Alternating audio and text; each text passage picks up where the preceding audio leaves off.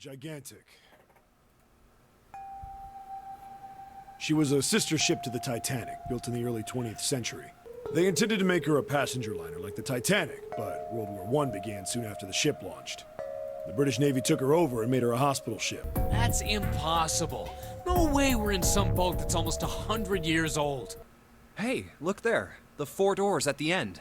Don't you remember the red back at the main staircase? Oh my god, he's absolutely right. It seems as if some of the internal hardware has been removed. If the red is inactive, we can't keep going. We gotta find the missing parts for the reds. We'll all meet up when the clock goes off again. Jumpy, look! Immediately he knew what she had meant. Yeah, someone fixed it. Where's Snake? Well, the red is working now. No! We're not leaving 2 people behind! We should go look for them! I said leave me alone! I'm saying, why don't we go through a numbered door? You've got to be careful. The person you trust the most could turn out to be the one who stabs you in the back. June.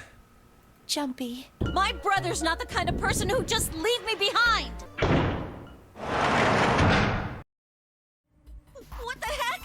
What's going on here? Clover grabbed hold of the iron bars and shook them as hard as she could. Hang on. I'll get it open. Crying out. You'll never do it on your own. Junpei grabbed the bars and pulled. In a moment, Lotus joined him. The 3 of them pulled as hard as they could, but...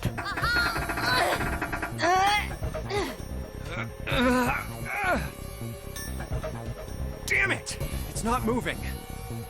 Wait! Are you gonna give up? Just like that? No, I'm not giving up. This has got to be another one of Zero's puzzles. Exactly. If it is, then there's gotta be a way to open it. Junpei nodded. Just what I was thinking. Now all we gotta do is find it. Lotus and I can look around out here. Clover, you're gonna have to see if you can find anything in there. Oh, yes, I'm on it.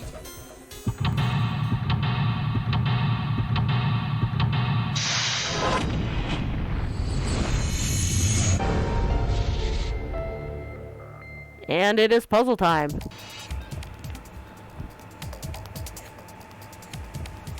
Okay, so, that would be... Okay.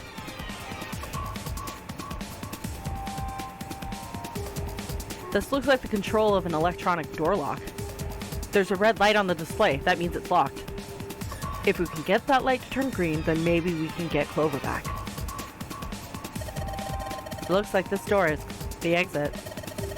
The door on the right goes to the laboratory. Nope, this door isn't going anywhere. No dice. It won't open. I mean, that's about as much as I expected. I don't think Zero would let us out of the room quite that easily. Okay.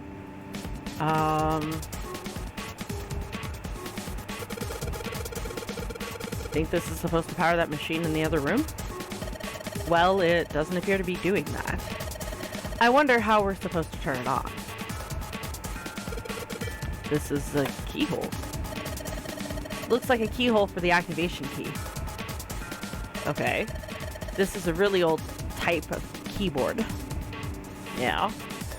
Okay, I guess that's it for that. What about that? There are a lot of stuff here. I don't know how we can use any of this. Well, I can say for sure that I know how to use at least one of these things. Which one? The one on top.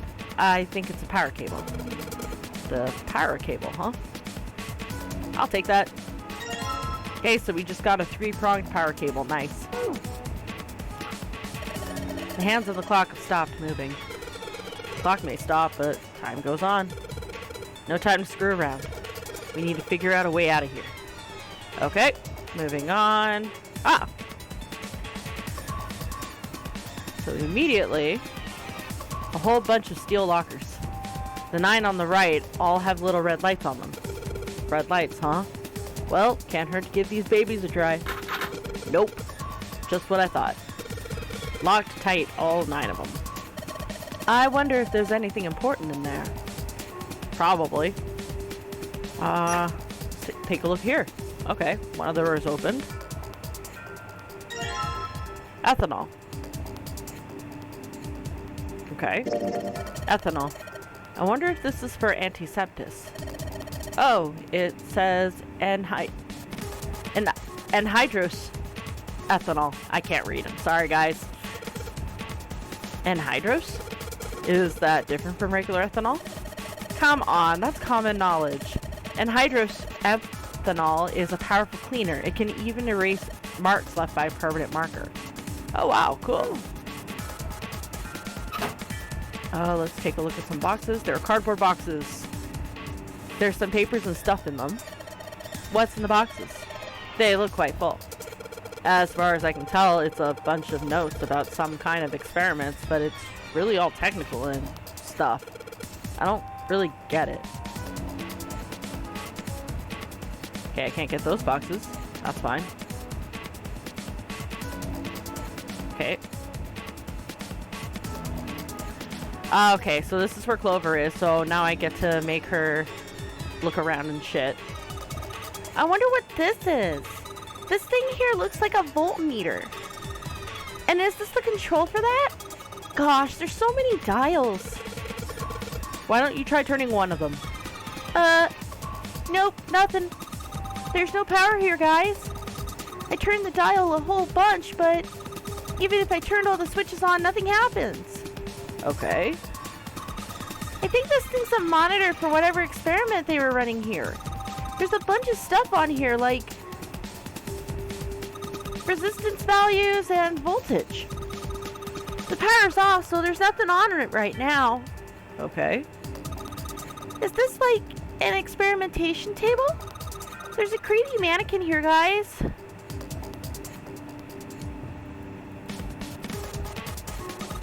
I wonder what they washed here. There are these weird colored stains all over the sink. Okay. I don't know what kind of table this is, but part of it's all black. There's a pen lying over here. I think someone probably used it to make the table black.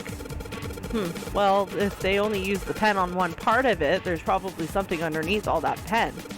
Clover, do you think you can erase it? Yeah, sure. Oh, this is a permanent marker. Junpei, do you know how to erase ink from a permanent marker? Erase ink from a permanent marker, huh? Ah, the ethanol we just picked up. That comes in handy. Yay. Give me just a minute, Clover. I'll be right back. Part of the table's been covered over in black with a permanent marker. If I could find something that could get rid of that ink, I could hand it over to Clover through the bars. Well, I think I can do that. Clover, use this ethanol.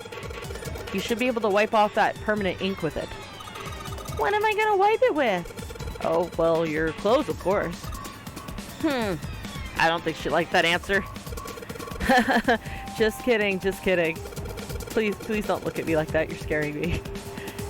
He wasn't kidding. He was being serious, but then looking at her reaction, he backtracked. Okay, so I guess we'll leave that for now. We didn't actually take a look at this thing. This is the computer. The power isn't on. Well, there is a power button. This is a waste of time. What? I don't see a power cable. Oops. Yeah, you're right. No power cable. This thing isn't even connected to a main computer, though. It's got a monitor, keyboard, mouse, but that's it. Just sticking the power cable isn't going to do anything. Oh, I don't know about that. Junpei, can we get back to what we were talking about, please? This computer doesn't have a power cable. No, it sure doesn't. And? Don't say and, it's rude. Have you already forgotten what you just picked up? What I just picked up? Oh.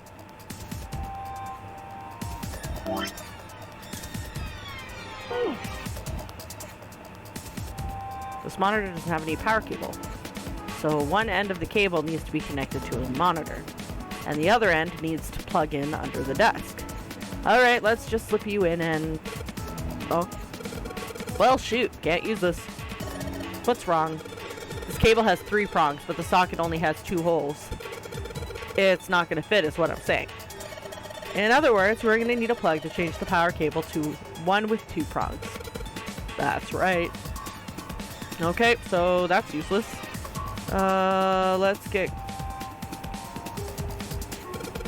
Clover, can you use the cloth on the table?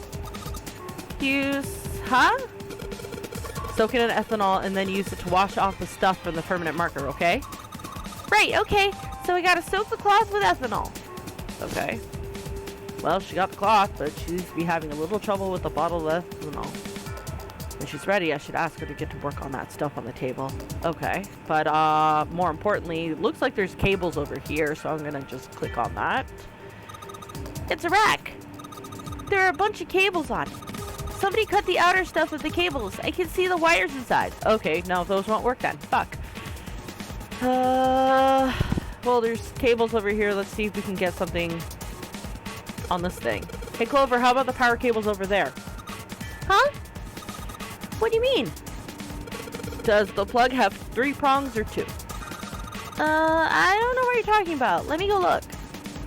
Guess she does have to kind of crouch down to get a look under there. The cable on the monitor has, it's got 2 of those little metal thingies. What does that mean? That's it. Okay, can you unplug the cable and bring it over here?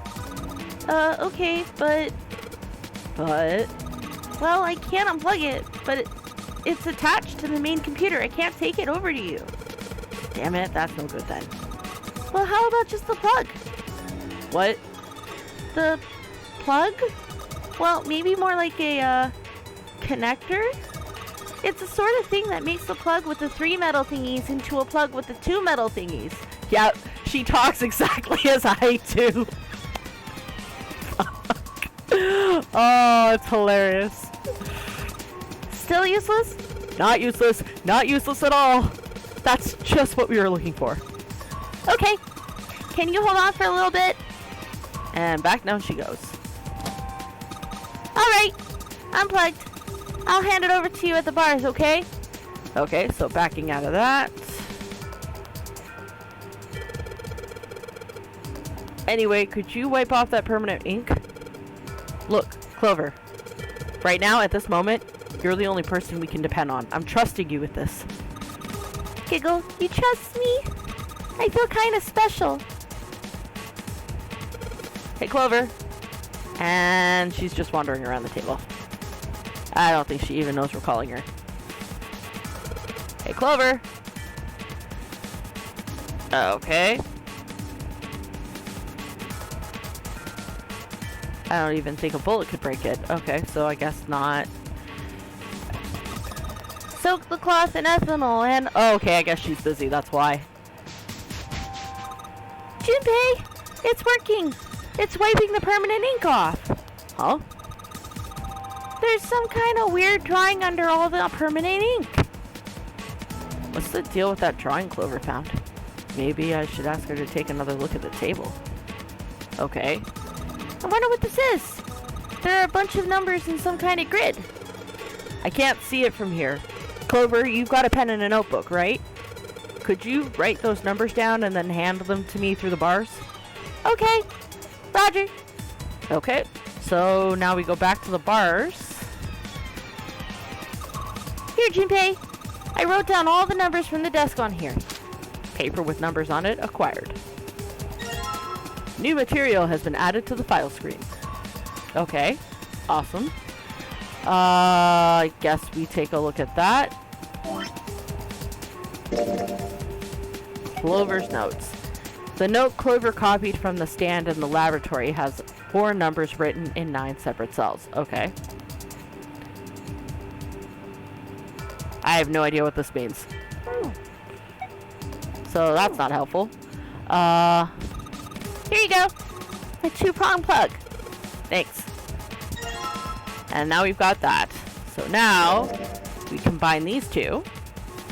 Okay. Put the 2-prong plug into the head of this power cable. And there we go. Now it is a 2-prong power cable instead of a 3-pronged. And let's see if she has anything else to say. Junpei, what do I do next? For now, just have a look around. I'm definitely going to save you, so just hang on a little longer. Okay. I'm counting on you. Okay, I guess that's all I talked to her about. Okay, let's deal with the computer then, since we have the plug. Alright, I got the 2-pronged power cable in my hand. Pretty sure this will work. Under the desk I go.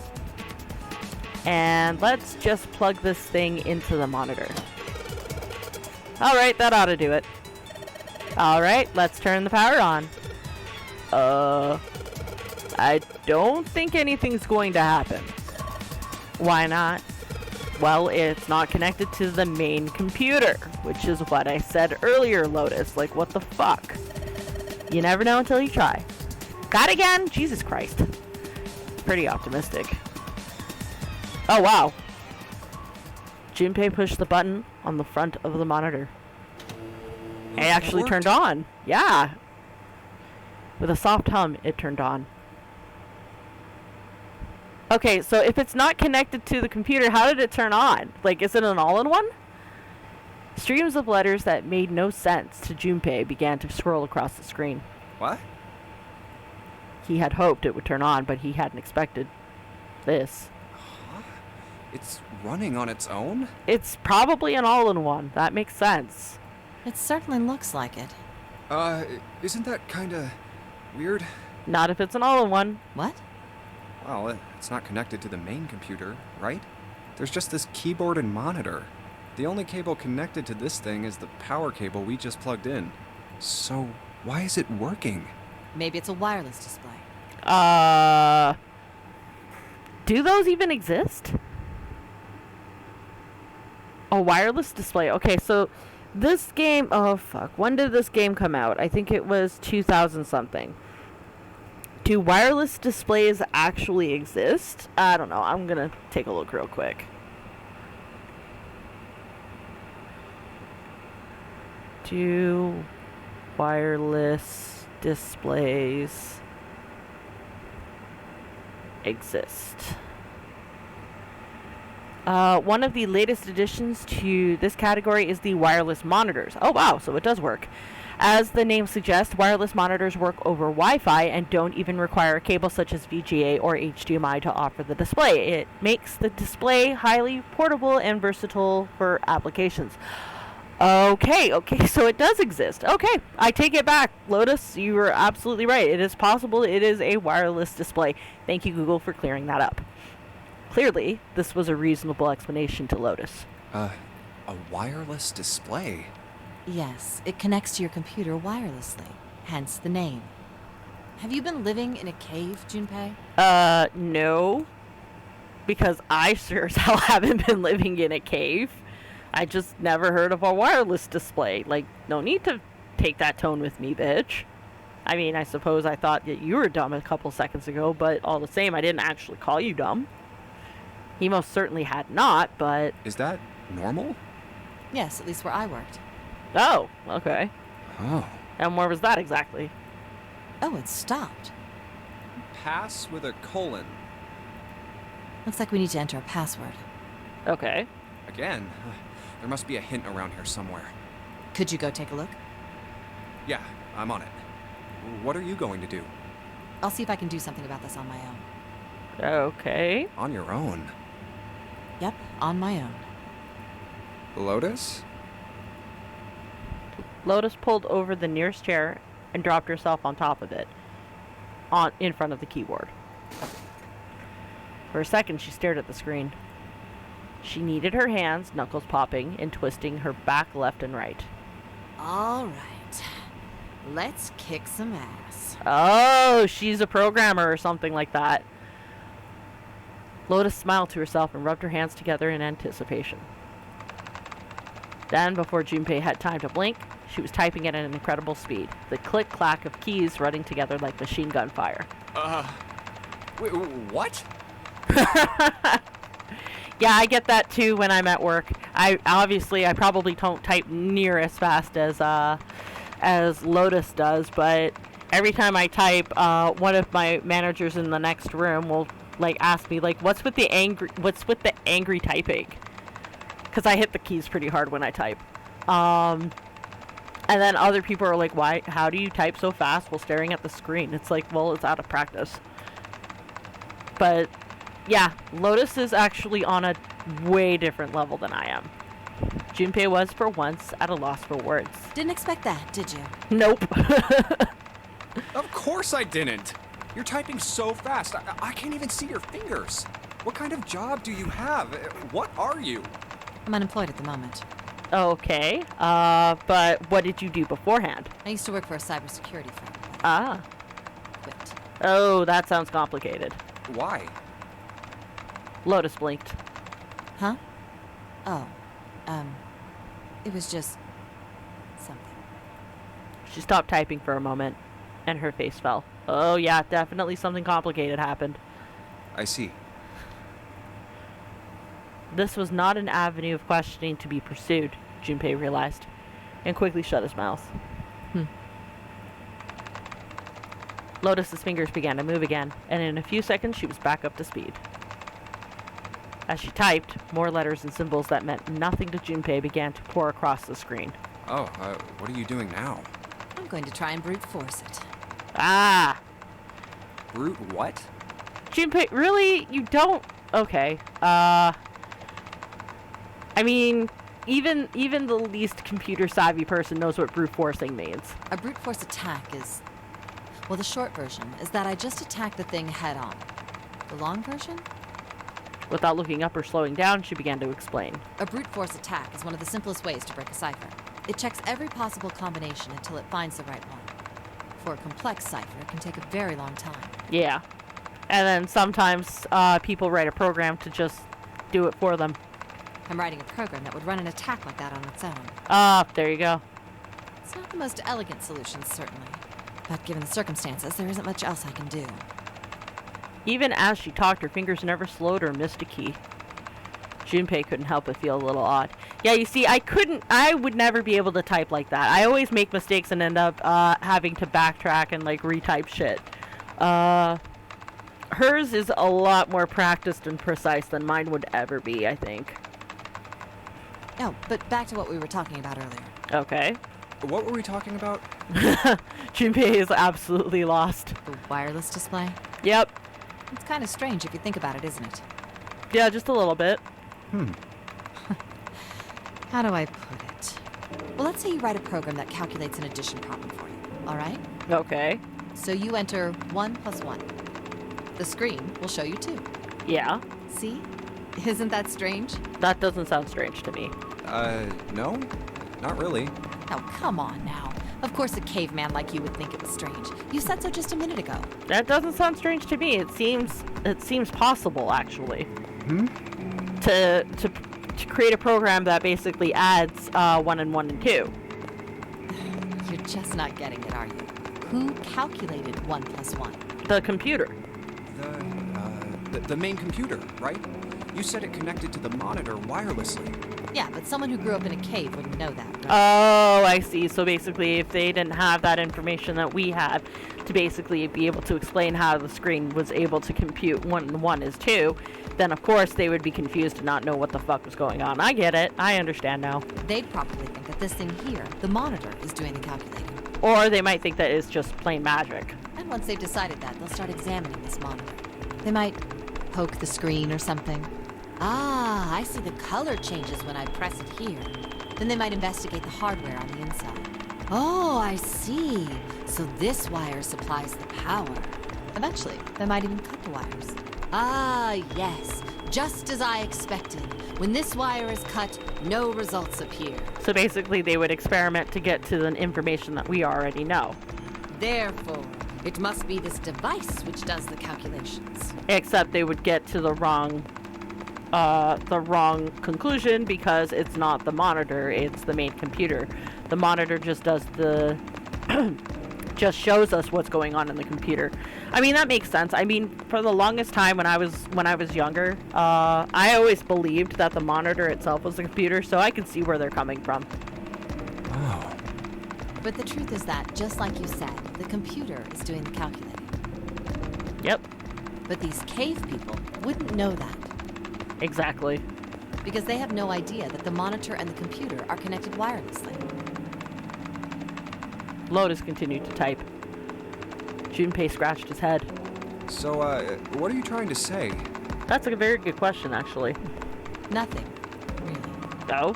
It's just, I thought maybe. Okay. What if the relationship between human beings and our brains is like that? Like, how do you figure? Like, the brain is the computer and the body and the... I don't know. I don't understand. Huh? Well, let's say you stick a bunch of electrodes into parts of the brain. Right? A scientist examining the signals they send out might say, interesting. So stimulating this part of the brain causes the person to see colors. Right? That must mean this neuron cluster controls that function. Right? Okay, let's see what happens when I cut out this part. You cut out a part of someone's brain, they die? Potentially? Ah, just what I thought. Cutting off this part causes that function to cease.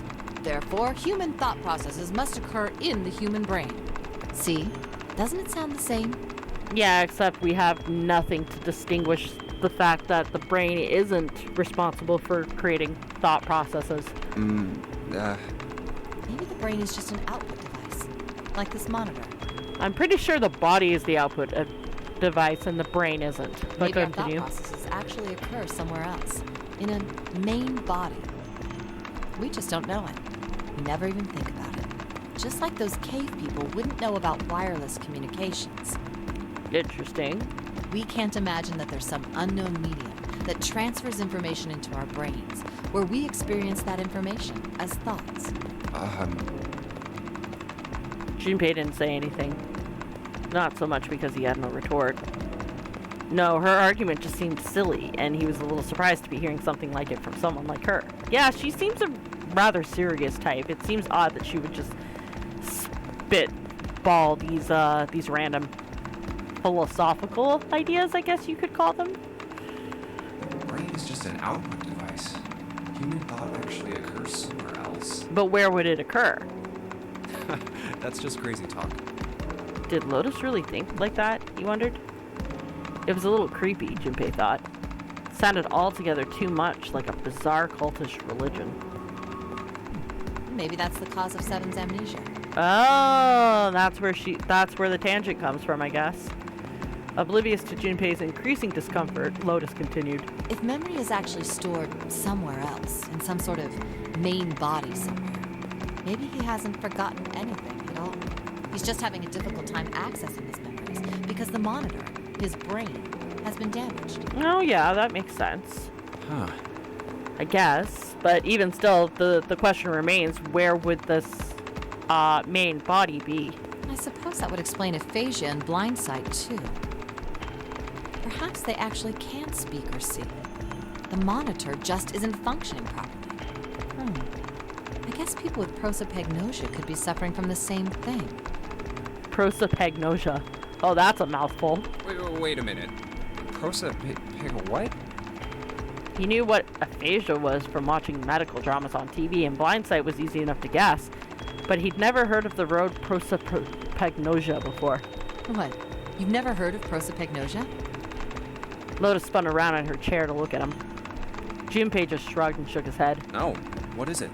Well, put simply, it means a condition where the mind can't distinguish between human faces. In other words, my face would look the same as Clover's or even yours. Okay. Yeah, that makes sense. I think I've heard of that condition before. I just didn't really get the name. I didn't connect the name to the actual condition. So they can't remember faces, which is how most people recognize each other. That's fair. That means that people with prosopagnosia have trouble recognizing even people they're close to. Usually they can make do by associating people with other things. Their voices, their clothes, their hair. Does that mean other people's faces look like blanks? No, it just means they all look the same. Like, if you were to compare... Oh, shoot. It's kind of like looking at... Like, if you didn't know enough about a specific thing, like, say, cars, for example. Like, there's some distinct differences between cars, but specific models and makes, they look exactly the same with, like, very, very minute differences. You wouldn't really be able to tell just by looking at them if you weren't as, like, knowledgeable with cars, for example. No, I don't think so. Well, you've seen monkeys, like in a zoo, right? Okay, we're going with the monkey explanation then. Okay, that's fair. To you and me, all the monkey faces look the same. Even though they've obviously got faces, it's almost impossible for a human to distinguish between them. The zoo staff that works with them will learn to identify different monkeys eventually. But you or I couldn't, unless one had a scar or something else to set it apart. Yeah, that's essentially what I mean with my car example. But yeah, that works. Well, that's how people would be to someone with prosopagnosia. Yeah. Prosopagnosia. Huh. I didn't even know that kind of thing existed. Junpei did his best to act as though the entire lecture hadn't gone entirely over his head. And, what were we talking about? The idea that your brain is just an output device, like a monitor. Are you serious about that stuff? Not really. I was just kidding for about half of it. Oh wow, really? Were you like literally trolling us for this entire scene? What about the other half? Well, I guess I was just adulting. What do you mean adulting? That's not the kind of adulting I am familiar with. Adulting is having to do responsibilities like chores and shit. Not funny. She thinks it's funny. Lotus's smile had something rather masochistic to it. It's nothing more than a story I made up out of boredom. Take it seriously. Oh, I see. It was the first thing that came to mind, and I just talked about it to kill time.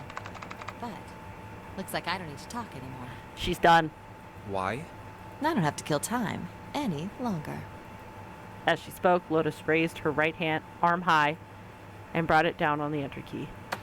Oh, then you finished that brute whatever thing? Brute forcing! I certainly did. And let's see what we got. Chunks of text flickered on and off in quick succession, and then a line of numbers appeared, blinked, and disappeared. Then the screen cleared, and all that was left was the word accepted. Piece of cake. Lotus would clearly have patted herself on the back if it would not have made her look entirely ridiculous. After a few seconds, the accepted disappeared to be replaced with 9 squares arranged in a 3x3 square. The screen changed again. What the hell is that? No idea. Looks like a puzzle. Oh, goody. Suddenly, Lotus stood up. Huh? Aren't you gonna, I don't know, do more computer stuff? No, I can't do anymore. It won't let me do any more programming. See? The keyboard. Nothing. So, there's nothing more I can do. Well, I guess I'll leave this to you then, Junpei. Wow, okay. What? Let me take a break, alright? I did my part. Well... I mean, she's not wrong there. She did do something. So I might as well pick it up, I guess. He wasn't sure what to say to that. She certainly had done her part. In fact, without Lotus, they probably would have run completely aground. I shouldn't rely on other people so much, Junpei thought to himself. I guess you're right. Thanks, Lotus. No problem. Make sure you know when you should thank people. Now, I better take care of this myself. No more relying on anyone else. Junpei crossed his arms and stared at the puzzle shown on the screen. Okay. Oh.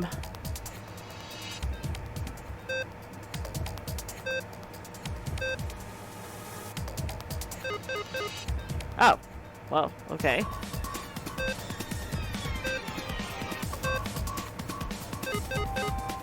Oh, 4th touches your end. Okay, so you have to do it in 3 moves or more. Let's actually look something up. So when I press one of the panels, the colors on the one next to it switch. Oh, looks like there's some text here. All panels green equals unlock. Restriction, no more than 4 attempts. Will automatically reset after failure. I see. In other words, I have to get all the panels green in less than 4 tries. Okay, menu, file, because I think,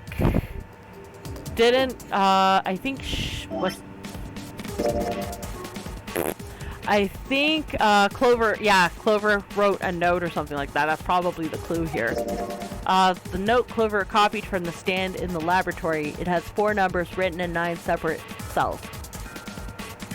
Okay, so this is basically telling you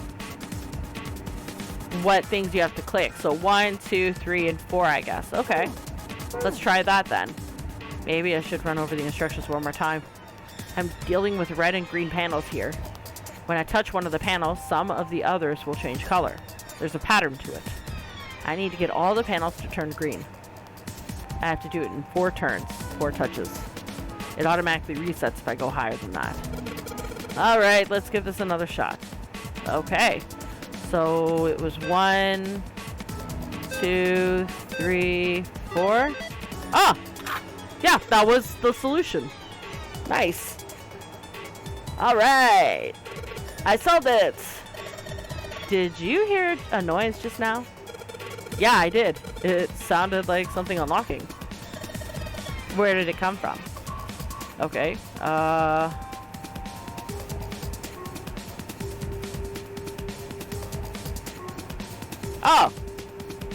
So the 9 things that we couldn't open before, we can open now. Look, Junpei. The lights on the lockers are green.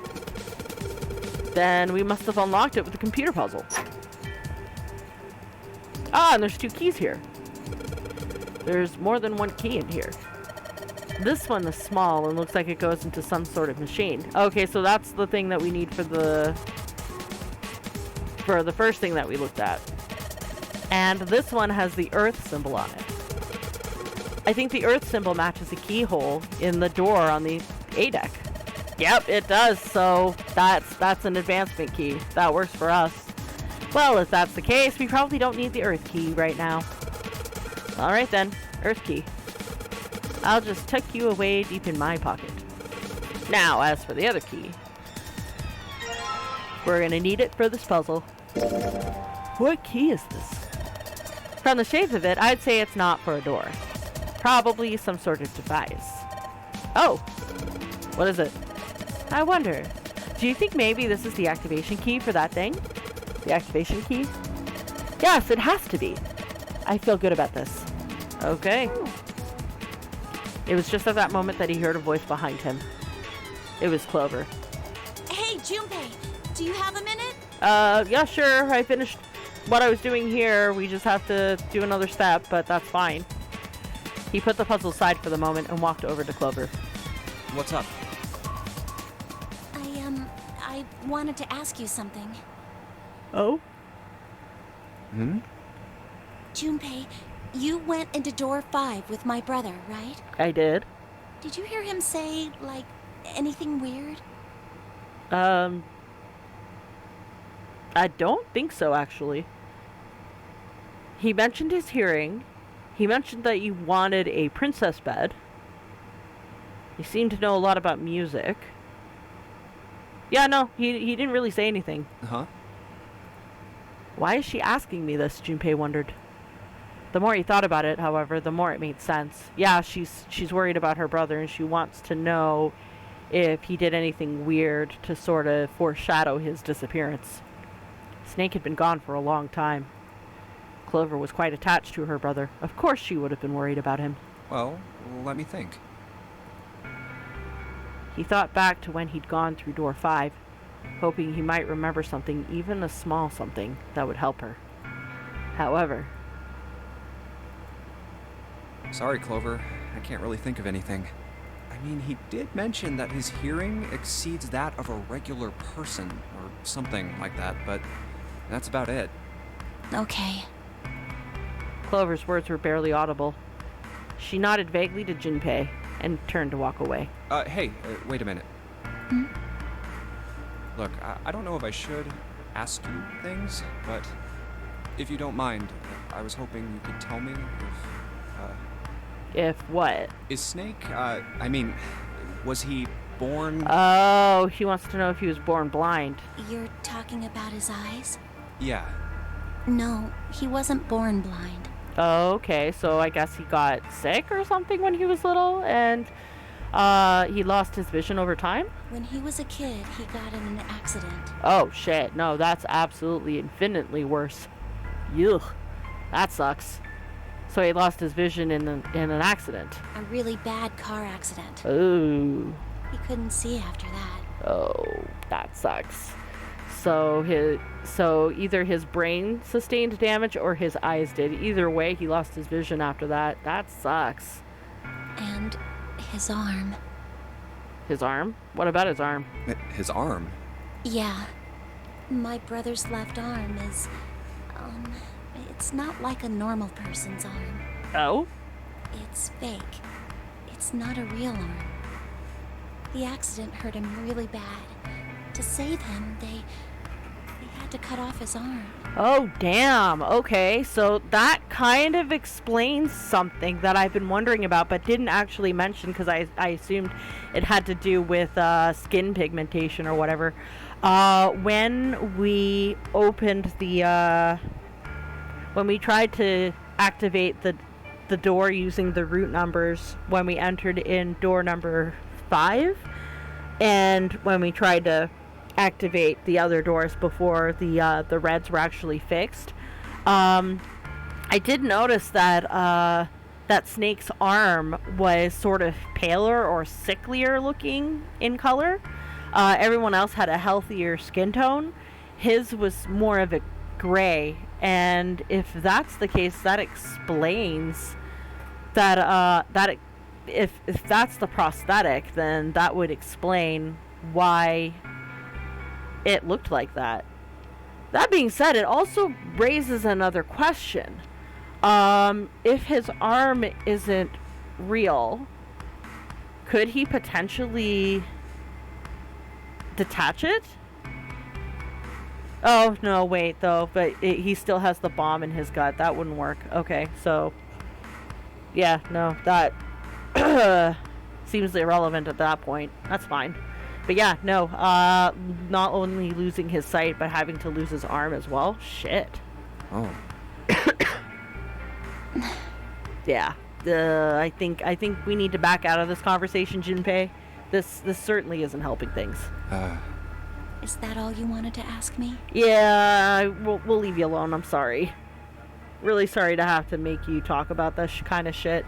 If she had basically turned around and said, no, fuck off, I ain't answering these questions. I mean, I would have been curious, but at the same time, knowing what I know now, I would understand it completely.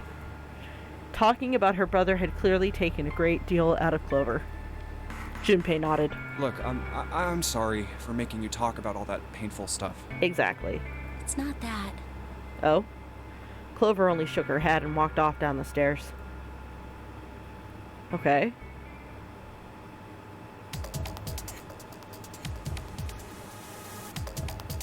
Okay, so I guess that's it? Or let's... Junpei, thank you so much for everything. Whoa, what's all this? What's this all from? And also, I'm sorry I messed up. Hey, we can talk about this when we get you out, okay? Just hang on, Clover. I'm gonna get you out of there right away. Yay! I think this is the first time I've actually seen a genuine smile out of this chick. And you know what? Maybe talking about her brother actually did help. Even if she was initially morose, maybe getting that off her chest was actually helpful. Let's see what else is here. These lockers are a little larger than the ones on top. Let's see if there's anything useful in here. And no, nothing. Okay. Let's put the key in this little fob thing. This key. The shape sure makes it seem like it goes into this machine. Alright, I'm turning it on. Okay, the monitor is now working. It is. Yep. And it's full of letters. Okay. It's showing some kind of warning. Power restored to experimental device. The emergency system will activate in the event of abnormal subject behavior. Okay. I wonder if that has anything to do with the mannequin. God, I hope that if I turn this key, it's not going to activate and try to kill Clover. That would just make me feel horrible.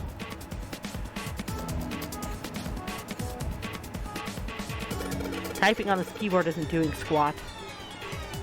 It says power restored to experimental device. Okay, I guess the next step is to get Clover to do something. Junpei! This thing in here is on now! Yeah, that's because we activated the power over on this side.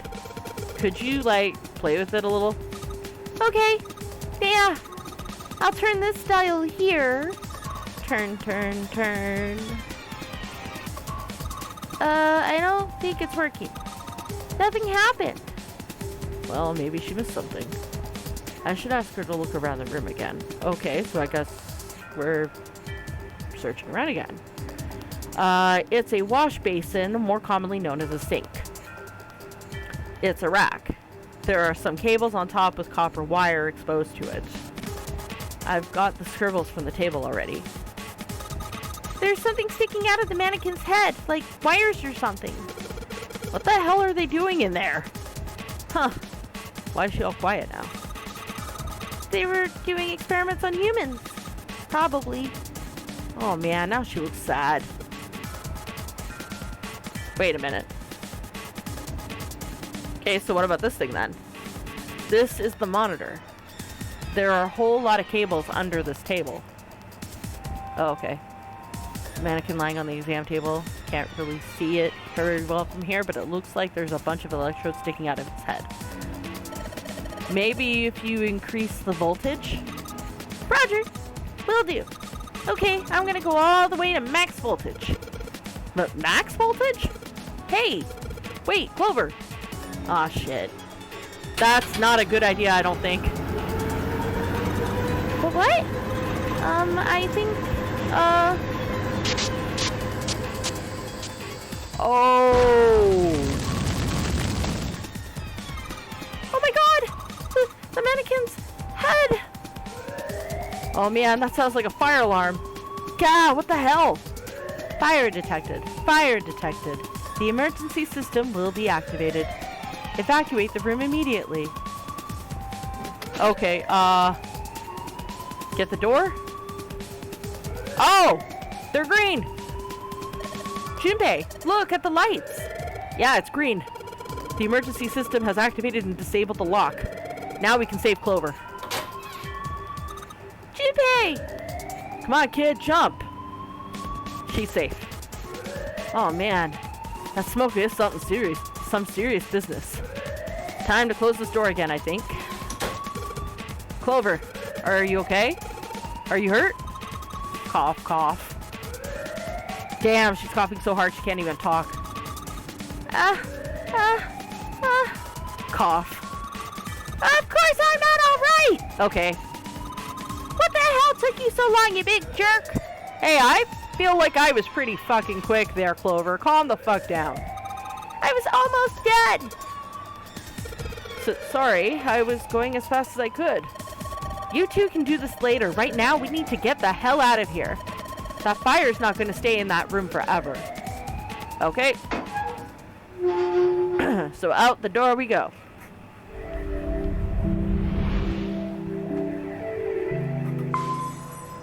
Yes, we did, game. Junpei, Clover, and Lotus leapt out of the laboratory, slamming the door shut behind them. Whew, thank God we got out of there. Yeah. Yeah, finally. Oh, yeah. All three collapsed against the wall, breathing heavily. Junpei's heart was pounding in his chest, and his whole body felt weak. He inhaled gulps of clean air, and with each one, he could feel his body begin to calm down. All right, let's go. Okay. Okay. They nodded to each other and started off down the hallway.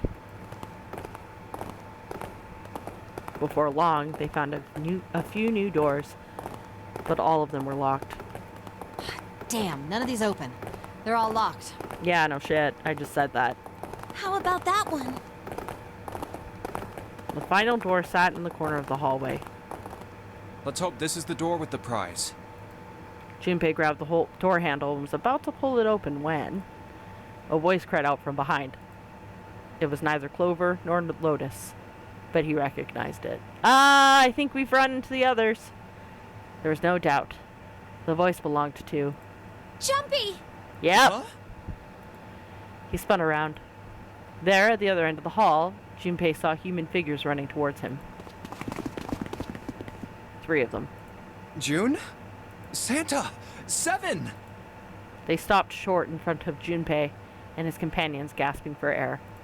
Hey, what are you guys doing here? What? But we didn't... Before he could finish, Clover spoke. Hey guys, could you come take a look at this? She was standing near the end of a small hallway that branched off to the right. The rest of them ran over to her, curious as to what she'd found. Hey, on the wall. A map of the ship's interior? Seems like, yeah. It says C deck. So it's the map for this floor then? Seems Door like. 7. And... Door 8. Oh, Eventually end up at this hallway. and look what else is in this hallway. Looks like it's a large room with lots of squares. What does that seem like to you guys? I think we just went in a fuck off circle. In fact, Yeah, isn't that what I said? We aren't going to be split up permanently till we find door 9. yeah, he was absolutely right there, and so was I, because I said the same thing. We might get separated for a little while, but we'll see each other again. Yeah, Otherwise, we won't be able to open door 9. exactly. And then the game ends, and then Zero gets bored, and we all die. And that's how the Nonary game works. Junpei looked at the map of the ship's interior again. Yep. Wait a sec. This leads to... Yep, he's figured it out. As he looked more closely, his surprise and excitement gave way to weariness. Oh, You've got to be kidding me. One by one, the others saw what he'd seen. We may as well go. Yeah, I mean, we don't really have anywhere else to go at this point. yeah. As one, they moved back towards the door Junpei had only a moment ago been ready to open. Oh, almost forgot. We should keep this. He pulled the map of the ship's interior off the wall and put it in his pocket, and followed the others. The 6 of them stood in front of the door, arrayed in a semicircle. Santa stepped forward first. He took hold of the door and spoke without looking back at the other 5. Ready? I'm gonna open it. They nodded their silent assent. With a deep breath, Santa threw open the door.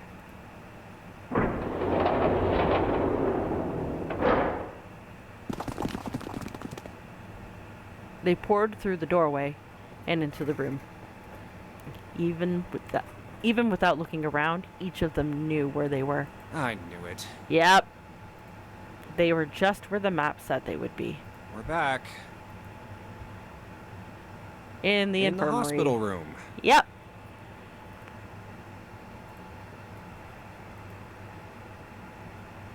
I see. I believe I understand what you're saying. Ace is awake now, so I guess time passed? The 6 of you split into 2 teams and went through doors 7 and 8. Yep. You solved the puzzles in the operating room and the laboratory, and then met one another in the hallway after opening your respective locked doors. Exactly. He looked like anyone might, after only just waking up, but it seemed that his brain was working as well as ever. He had managed to grasp, summarize, and understand each team's report. At any rate, I feel a bit silly for my little show of altruism. Yeah. I mean, yeah, in hindsight, it was a little silly if you think about it. Needlessly drugging yourself so that you could sacrifice yourself, quote unquote, only for everyone to show up like maybe half an hour later. I know I said I was sure you'd come back for me. But, yeah, I didn't think it would happen so soon, though. right. Ace shook his head with a rueful smile. Well, we saw each other again and we ain't dead, so I say that's good enough. Very. The only thing is, though, we still haven't found Snake. 7 smiled. Anyway, I say we get out of this creepy old place. We found the key we need. The key? Really? Ain't that what I just said? I'm talking about the Jupiter key. We found it in the operating room. Oh, wow. Cool. Here. 7 tossed something small and metallic towards Junpei. Whoa. Nice catch. Jeez. He caught it and found that the object was a key. Yeah, I see. So this is Jupiter. yeah, it is. On it, someone had engraved a symbol very similar to a number 4. He looked over at Junpei, who nodded back.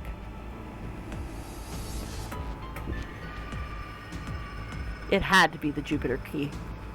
I'm gonna let you hold on to that, alright? Fair? Yeah, on it. Well, I've got something for you too, then. Oh? Here, it's the Saturn key card. We found it in the kitchen. Oh, nice. I might lose it. It's probably better if you hold on to it. That way it won't be my fault if it gets lost. Ah, well, thank you, I guess. Yeah, on it. And with that, she pressed it into Junpei's hand. He felt slightly less than honored. So, how many unused keys do we have now? So we There's have the Earth sun. key we Oh, found sorry, in the Earth key. laboratory. The Jupiter key you just gave me. And the Saturn key card from Lotus. I'll keep them safe. Sounds about right. Junpei tucked the new keys into his pocket. June spoke up. The Jupiter key is supposed to be for the door at the end of that long, straight hallway, right? Yeah, seems like. Yeah. If the map's right, then it connects to the central staircase. Then, next to the stairs, Wait! They were the first words anyone had heard out of Clover in quite some time. Her face suggested they weren't going to be very happy words. Yeah, there's still one thing we need to do. We still haven't found her brother.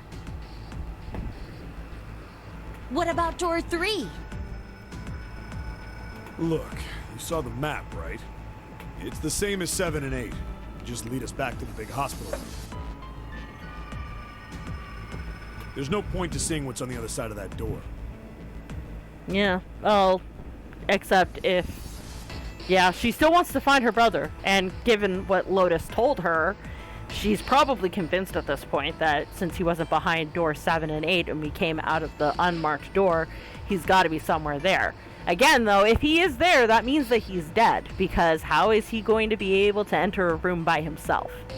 There is a point. At least there is for me. There were tears in her eyes, but she glared at 7 as hard as she could, just the same. She looked very much like a frightened puppy. There wasn't a man alive who could have resisted those eyes.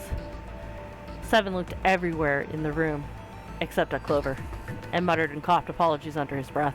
Yeah, you're right. I'm sorry. Snake might be on the other side of door 3. But if he is, he's dead. Because again, everybody else is here. The 9th man is dead. So, really, no one else could have let him in that room. Clover nodded once. The next person to speak was Ace. Very well. I'll be coming with you then. I've had a nice long rest. I think it's time I was up and about again. Ah. So 7, you'll help me, won't you? Yeah, because 1 plus 4 is 5, plus 7 is 12. And then 1 and 2 equals 3. So yeah, that would be the root. The digital root is 3. Huh? Me? Junpei did the calculations quickly in his head. 1 and 4 plus 7 is 12. 1 and 2 equals 3. It looked like 7 was doing them too. At last he gave up. Damn. Well, I guess that's how it's gotta be. So I'm going with you, huh? Yes, you are. All right, let's get moving. Just that tone. So I'm going with you guys, right? Yeah, you are. In other words, you have no say. There are no options. And so it was decided that Clover, Ace, and 7 would discover what lay beyond door 3. Okay, we're heading out. Be careful. Whoa. Didn't think I'd be hearing that from you, Lotus. Don't let it go to your head. I'd be in trouble if the 3 of you bought it. The rest of us can't open the 9 door. Yeah. There you go. Ah, the truth comes out. Yep. 7 nodded as if this answer made much more sense, and pulled the lever on the red.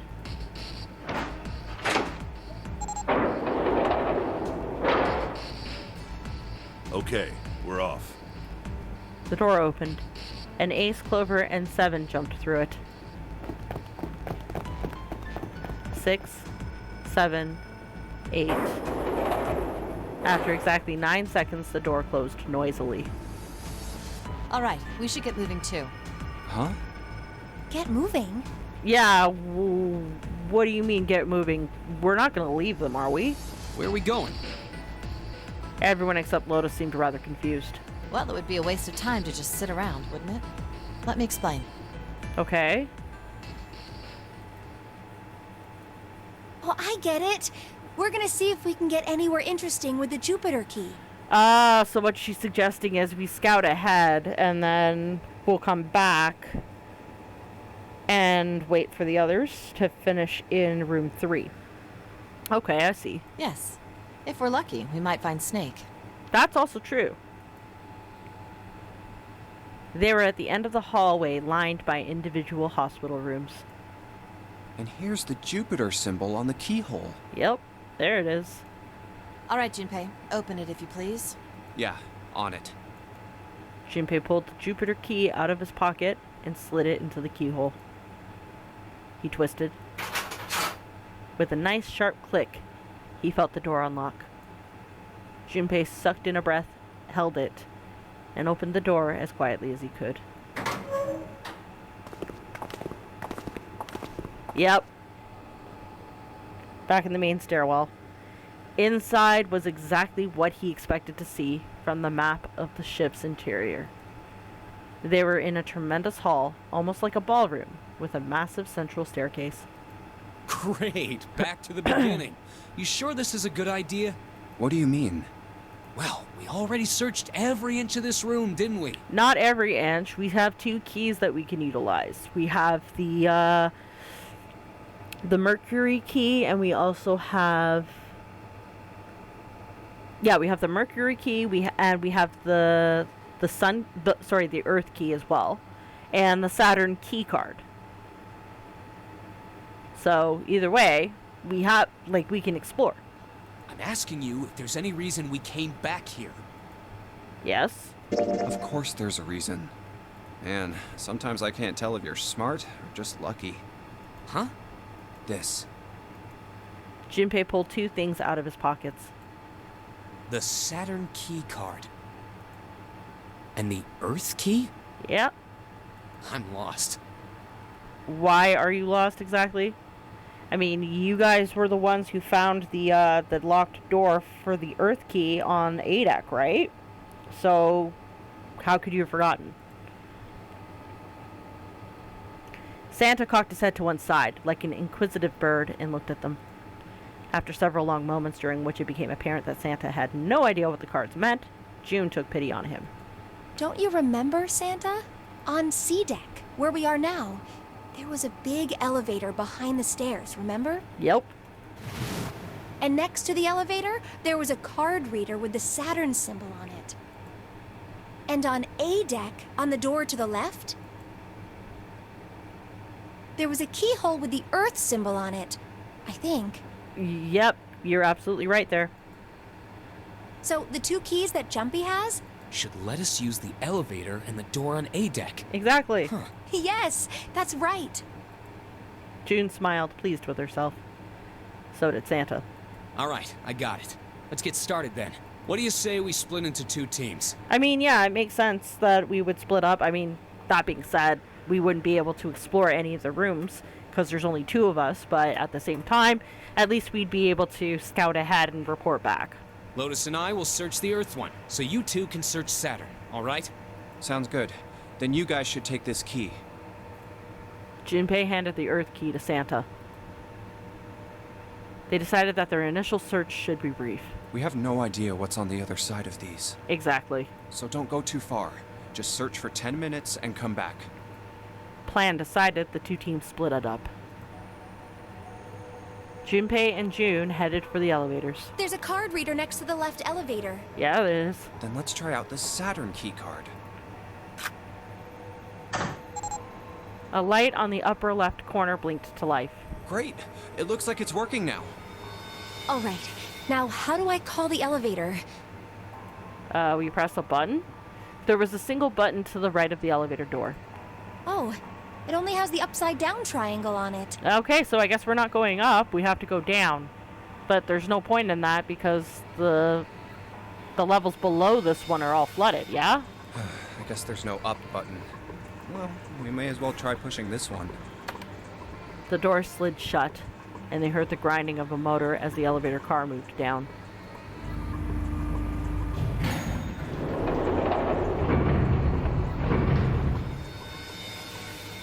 It opened! Look, Junpei!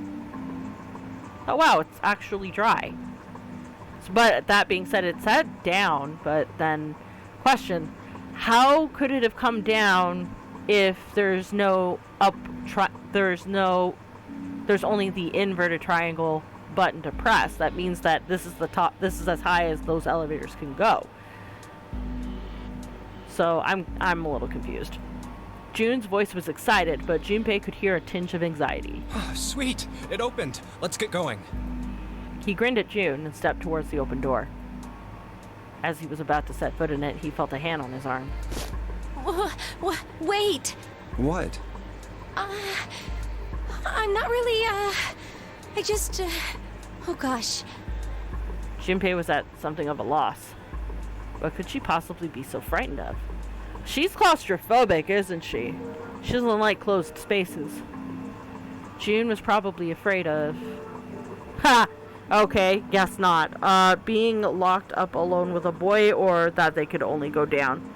I think I could go with the silly option, but probably they could only go down.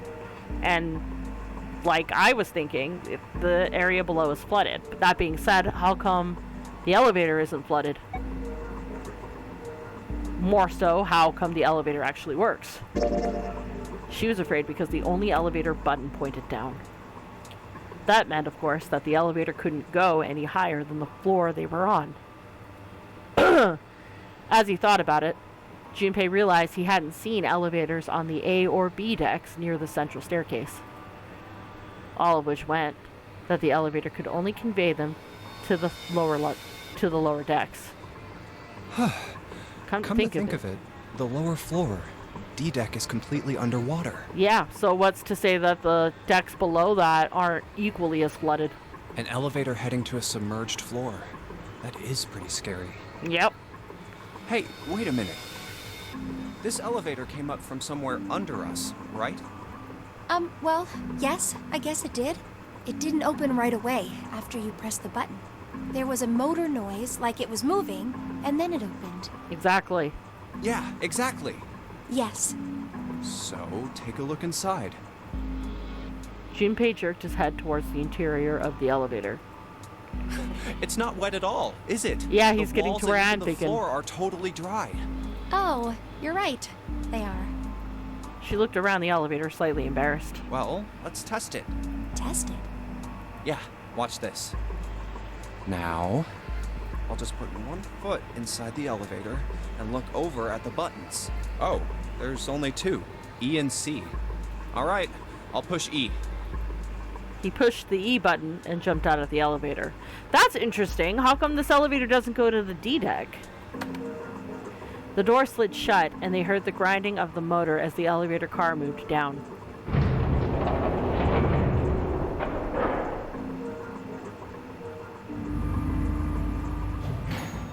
I think I can hear it opening on E deck. Okay, that's done. Now I'll just press the button again. A few moments later, the elevator returned.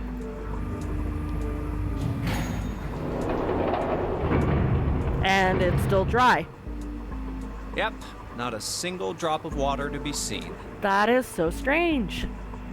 See? Junpei couldn't resist puffing out his chest like a little bit. Just a little bit. But yeah, no, I still want to know how come the elevator is dry if it's passing through... Because it has to pass through the D deck, right?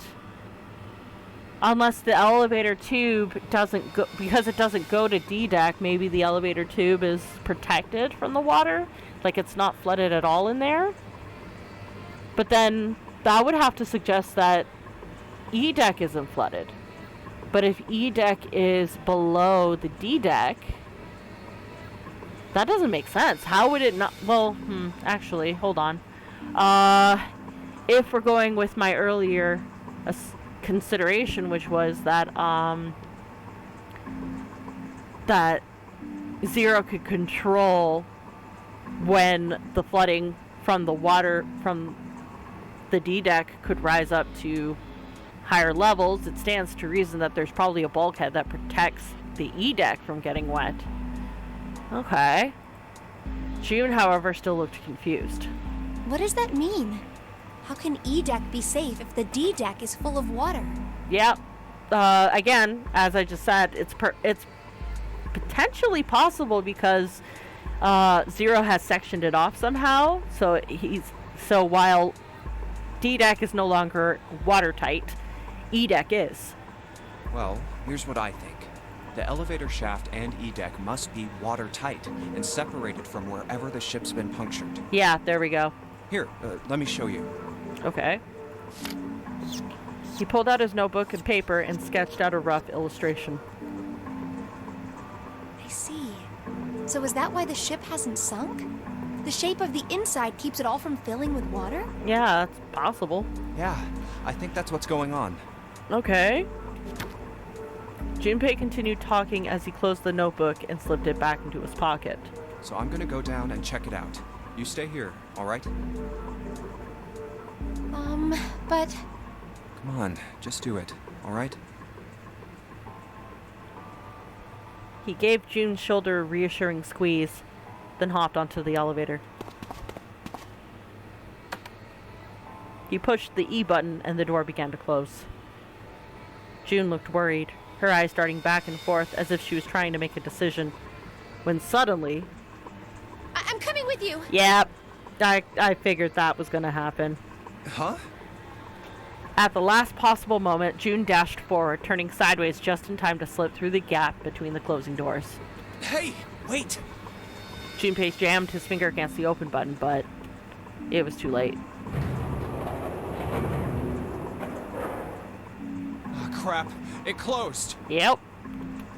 The door had shut, and he and June were in the elevator, and it was heading down to E-deck. He was so surprised by June that he didn't even have time to think about what awaited him on the E-deck. I can't just let you go alone, you know. Ah, jeez. He is so he's frustrated a little bit.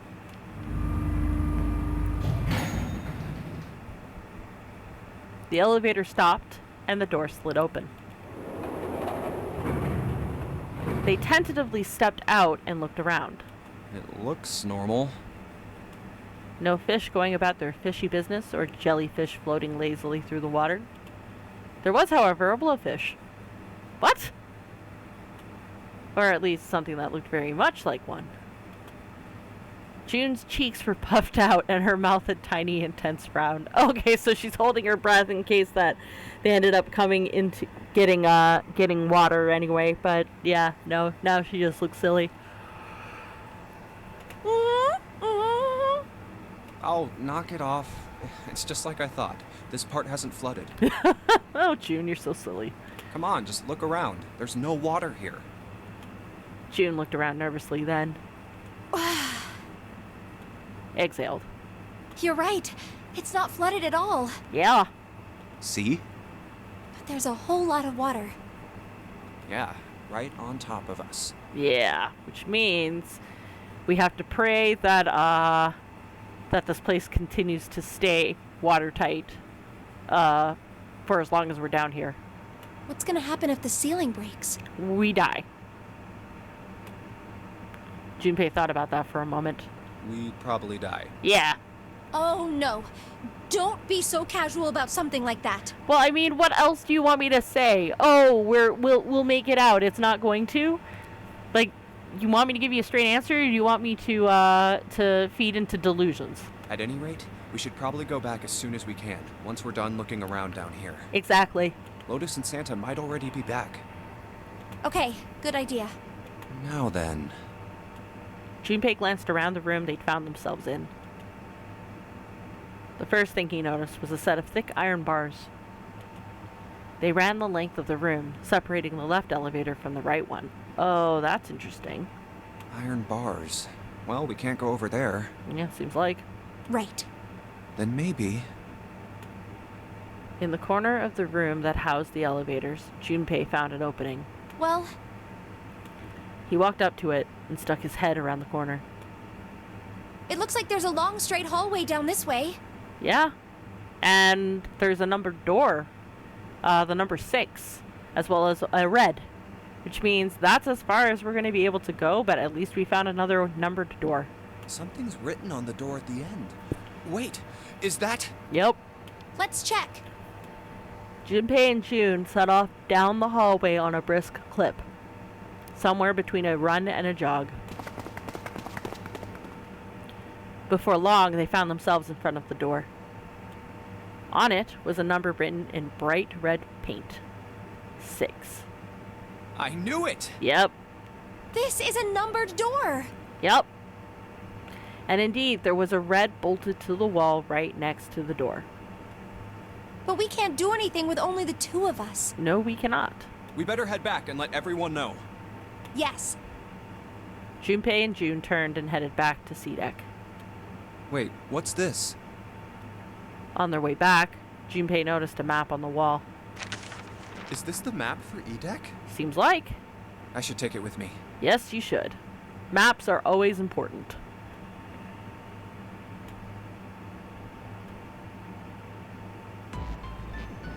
Huh, so you guys found door 1. They'd met back up with Santa and Lotus, who had explained what they'd found. Apparently, there was another numbered door on A deck, just like the one on E deck, beyond the door that the Earth key opened. According to Santa and Lotus, there was a 1 on the door. So now we've located 2 new doors, the 6 door and the 1 door. You know, it is interesting that E-Deck wasn't flooded. It is, see? Lotus was quiet for a moment, lost in thought. Well, we don't really know if all of EDEC is safe. Also true. After all, we only saw a portion of it. We couldn't progress any further than that. We only checked the area around the elevator. Even so, it's still very interesting. You said the 6th door was there, right? Yes. Then that means Zero planned all this out, even the sinking. Yeah, seems like. That would have meant some pretty serious remodeling of the ship's interior. It's pretty mind-blowing when you think about it. Yeah. I wonder how long it took. I can't even imagine how much it must have cost. Meaning they've got disposable income. And that's putting it mildly. And chances are it is probably a group. It's not just one person. Because maybe there are a handful of people in the world who could afford that, but it's less likely that it was just one person. It would have been a ton, that's for sure. Well, that does go along with what Ace was saying. The most reasonable explanation would be that this was done by some organization with access to a whole lot of cash. Exactly. Yes, it does make sense. That thought made them all go quiet for a moment.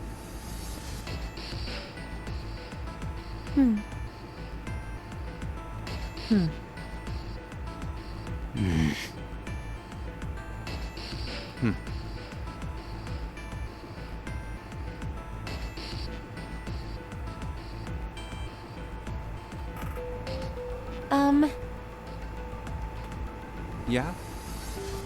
I don't think it's a very good idea to stay here. Probably not. We should probably check back on the other 3. Shun looked up at Junpei with large, pleading eyes. Yeah, you're right. Ace and his team might be back already. Well, Junpei and I should be able to open door 1. Huh? You guys leaving me behind? Not so great if it's you, is it? 8 plus 6 plus 5 equals 19. 1 plus 9 equals 10. And 1 plus 0 is 1. Just kidding. I don't think she's kidding. All right, let's go. Lotus's words were all the impetus that they needed. Back to the large hospital room they went.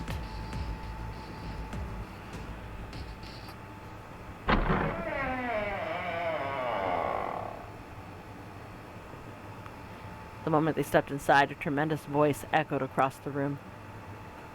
Hey! Where the hell did you guys go? Exploring. Calm down. We're back now.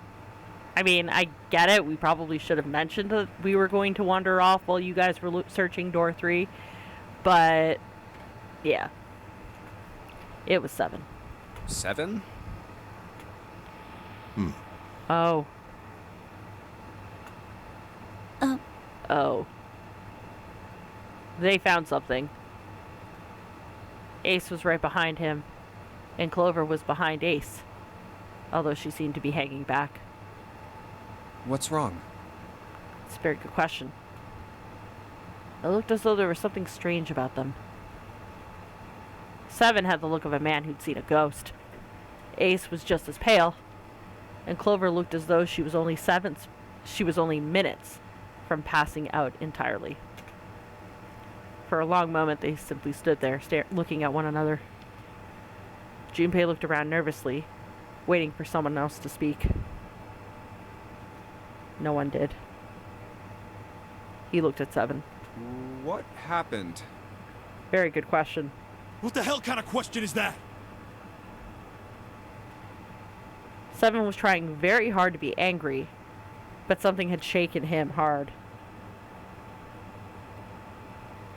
His shoulders were trembling and his voice was strained. Snake was... Oh. Snake is... Oh. Fuck.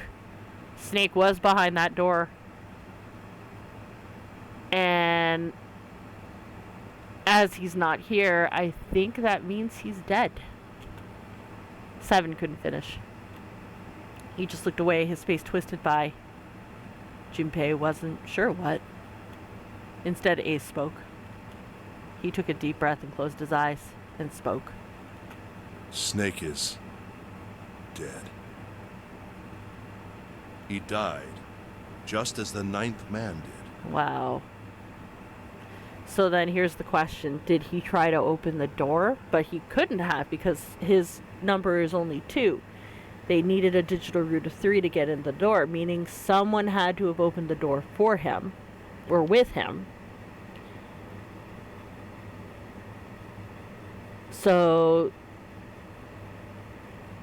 he was likely murdered.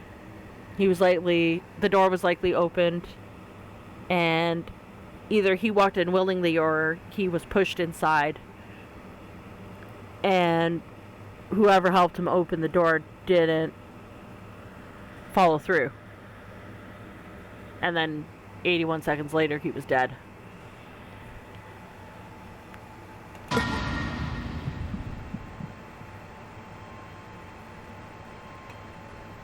It was as if all the air had suddenly been sucked out of the room.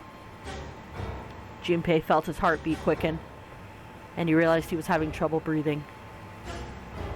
He could feel cold sweat beating on his forehead and neck. June, Santa, and Lotus looked the way he felt.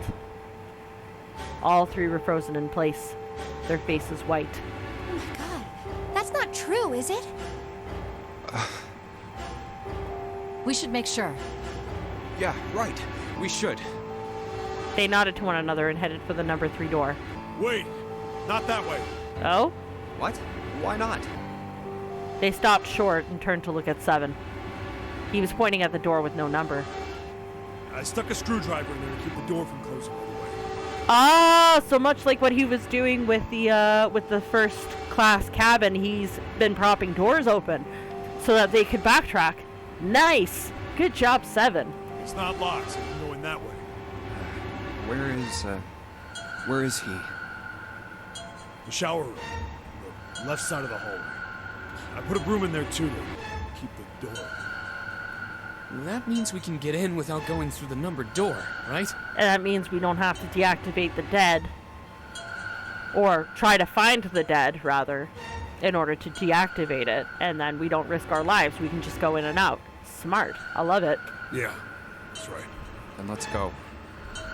Their new destination clear, Junpei and his companions headed for the door with no number. Once in the hallway, it was easy to spot the metal door on the left wall.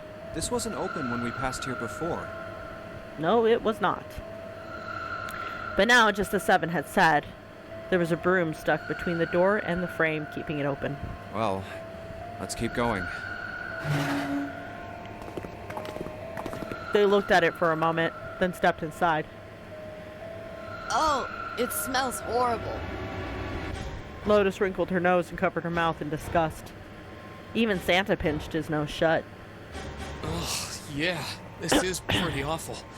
I feel like I'm gonna puke. It was just as bad as they said. Perhaps worse. A hideous smell filled the air, so thick they could almost taste it. It was sour and smelled of fish, feces, and burnt meat.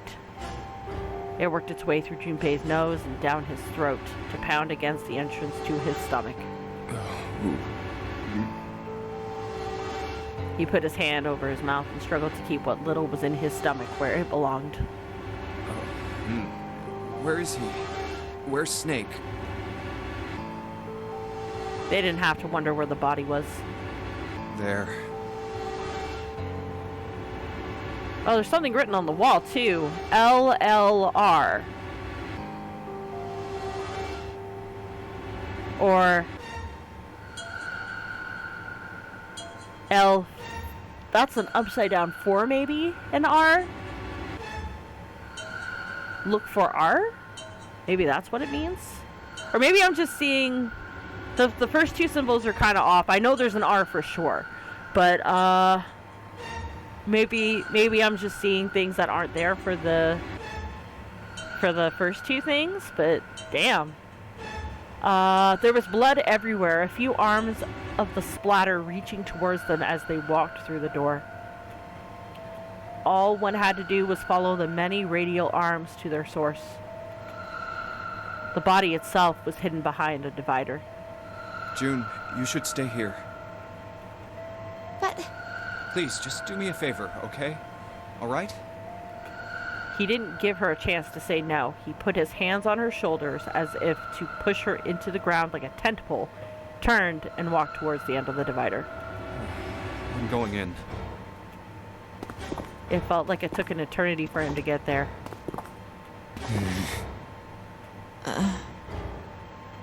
Santa and Lotus followed, timid and nervous as a pair of children. Eventually, they reached the divider. They looked at one another and nodded slowly. Junpei put his hands on the divider and peered around the corner. For a moment, he forgot to breathe. He felt his heart collapse in his chest like an empty cigarette carton, and time froze. He knew in that instant that he would take the image before him to the grave. What was left of the body sat in a sea of blood. Chunks of flesh torn from the body sat in the blood like tiny islands in a great red sea. A vast ragged hole had been torn in the torso, and what remained of his intestines spilled out of it like flesh spaghetti. Smaller chunks of meat had splattered against the wall and become stuck there as they dried. Globules of yellowish fat had left trails like tiny slugs as gravity pulled them down the wall even as they dried to it. Just like Ace said. Yeah. Santa's voice was strained. Junpei suspected he was holding down some vomit of his own. Just like the ninth man. Yeah. The detonator in his bracelet set off the bomb in his gut. It looked as though the explosion had been quite powerful. Oh god. The bone is coming out of his left arm. Yeah. Where the prosthetic probably attached to it. It's definitely an open fracture. His legs were both bent in an odd, unnatural way, and his left arm had split open, exposing the painfully white bone of his ulna. His bracelet lay next to him. Wait a minute. Ulna.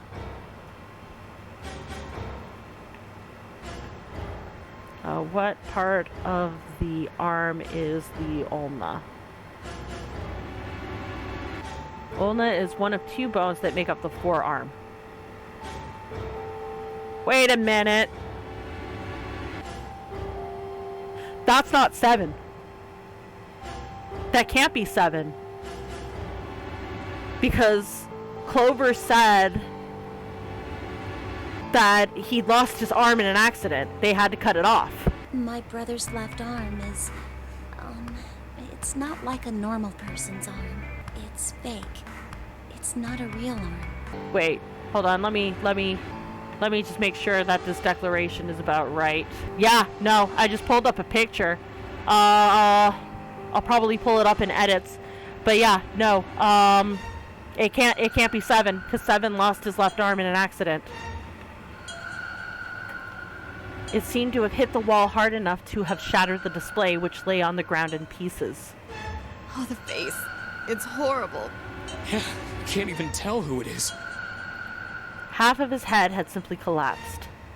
The blood coating almost made it look like raw pizza dough covered in tomato sauce. His clothes, too, were covered in blood. The burgundy tie, the white shirt, the jacket with the yellow piping, and the gray slacks. But the clothes are... They were all familiar to Junpei. No mistake about it. It's Snake. Or someone wearing Snake's clothes. I don't think this is Snake. Lotus's voice was unnaturally deep and strained, and Junpei heard it catch in her throat.